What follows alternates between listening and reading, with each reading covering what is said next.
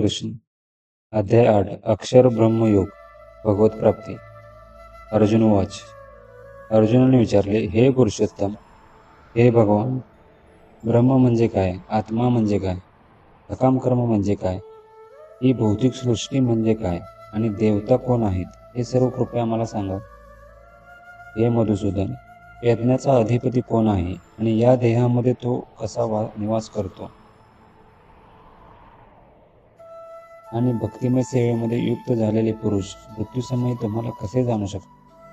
श्री भगवान वाच्य श्री भगवान म्हणाले, अविनाशी दिव्य जीवाला ब्रह्म म्हटले जाते. हे त्याच्या नित्य स्वभावाला अध्यात्म असते. जीवांच्या प्राकृत देहाच्या उत्पत्तीस कारणीभूत असणाऱ्या कार्यांना कर्म किंवा सकाम कर्म असते. हे देहधाऱ्यांमध्ये श्रेष्ठ अर्जुना, निरंतर व परिवर्तनशील असणाऱ्या भौतिक प्रकृतीला अधिभूत असे म्हणतात.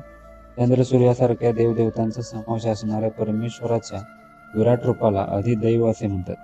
आणि प्रत्येक देहधारी जीवामध्ये परमात्मा रूपाने मी पुरुषोत्तम भगवान आज वास करतो आणि मलाच यज्ञाचा अधिष्ठाता असे म्हणतात.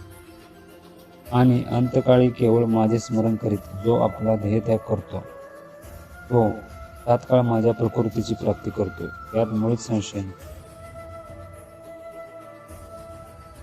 हे कोणते? आपल्या देहाचा त्याग करीत असताना मनुष्य ज्या ज्या भावाचे स्मरण करतो त्या त्या भावाची तो निसंदेह प्राप्ती करतो. उदाहरणार्थ, भरत महाराजजी जरी महान होते तरी मृत्यूच्या क्षणी हरिणाचे चिंतन केले आणि जन्म हरिणाचा प्राप्त झाला. हरिणाच्या शरीरामध्ये जरी त्यांना आपल्या पूर्वकर्माचे स्मरण होते तरी त्यांना पशूंचा देह स्वीकारावाच लागला. अर्थात मनुष्याने आयुष्यभर केलेल्या चिंतनाचा प्रभाव त्याच्या मृत्यूसमयीच्या चिंतनावर पडतो. म्हणून वर्तमान जन्मामुळे भावी जन्माचे निश्चय होत असते. म्हणून हे अर्जुना, तू सदैव माझे कृष्ण या रूपाचे स्मरण करीत राहा आणि त्याच वेळी आपल्या युद्धरूपी स्वधर्माचेही आचरण करीत राहा. स्वतःची कर्मे मला अर्पण केल्याने आणि आपल्या मन तथा बुद्धीस माझ्या ठायी स्थिर केल्याने तुला निसंदेह माझी प्राप्ती होईल. हे पार्था, आपले मन विचलित होऊ न देता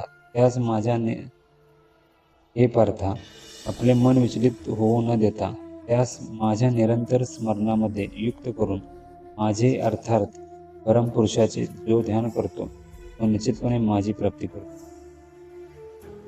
परमपुरुषाचे सर्वज्ञ, पुरातन, नियता, अणुपेक्षाही सूक्ष्म, अखिलाचे पालन करता, सर्व भौतिक कल्पना अतीत असणारे अचिंत्य आणि नित्य पुरुष या रूपामध्ये ध्यान केले पाहिजे.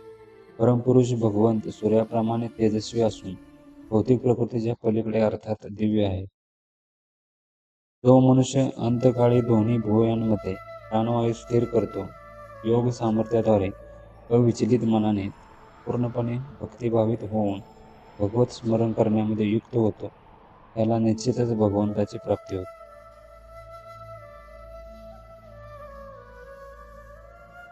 जे ओंकाराचे उच्चारण करतात आणि ते संन्यासाश्रमी महर्षी आहेत ते ब्रह्मामध्ये प्रवेश करतात. तिची इच्छा करणारे साधक ब्रह्मचर्य व्रताचे आचरण करतात. मनुष्य ज्या योगे मुक्त होईल त्या विधीचे संक्षिप्त वर्णन आता मी तुला सांगतो. सर्व इंद्रियांच्या क्रियांपासून निवृत्त होणे म्हणजेच योगावस्था, योगधारणा होय. इंद्रियांची सर्व द्वारे संयमित करून आणि मनाला हृदयामध्ये तसेच प्राणवायूला मस्तकामध्ये स्थित करून मन त्याला योगामध्ये स्थित करतो.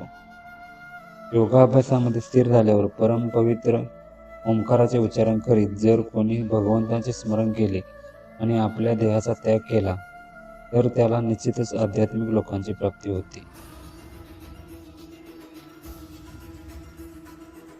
हे पार्था, जो भक्त विचलित न होता अनन्य भावाने सतत माझे स्मरण करतो त्याला प्राप्त होण्यास मी सुलभ असतो, कारण तो निरंतरपणे भक्तियोगात रममान झालेला असतो. माझी प्राप्ती केल्यावर भक्तियोगी महात्मेजन या दुःखमय तात्पुरत्या जगतात कधीच परतून येत, कारण त्यांना परमसिद्धी प्राप्त झाली असते. हरे कृष्ण.